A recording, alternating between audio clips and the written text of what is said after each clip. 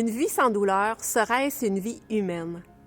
C'est la question qui m'a longuement habitée après le spectacle « À la douleur que j'ai » de Virginie Brunel.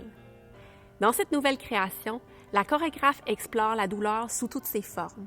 Cette émotion brute qui transperce le corps de façon fulgurante, lourde, frénétique, violente jusqu'à le désarticuler.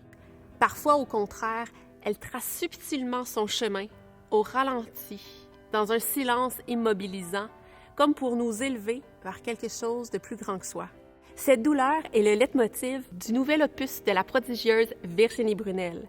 Douleur qu'elle magnifie en lui rendant hommage, en lui levant son verre pour la remercier de l'avoir souvent et si bien inspirée. La douleur est sublimement mise en mouvement dans le corps des danseurs pour en révéler sa splendeur poétique.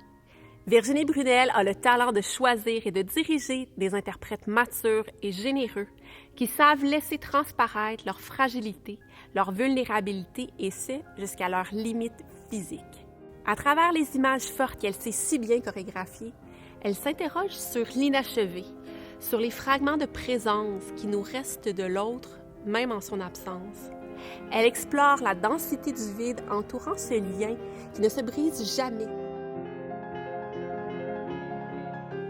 Composée d'une suite de tableaux, la chorégraphie intègre des mouvements d'influence classique à l'approche contemporaine dans une gestuelle extrêmement physique qui oscille entre brutalité et délicatesse.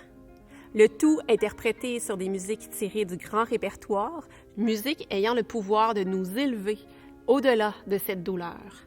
Assister à un spectacle de Virginie Brunel, c'est se laisser profondément bercer par une multitude d'images et d'impressions personnelles qui surgissent de notre propre vécu. Mission accomplie pour la chorégraphe qui prouve que la douleur peut aussi être un pont émotionnel, une source de rencontre avec soi, avec l'autre, et dans ce cas, une rencontre entre 6 interprètes et nous.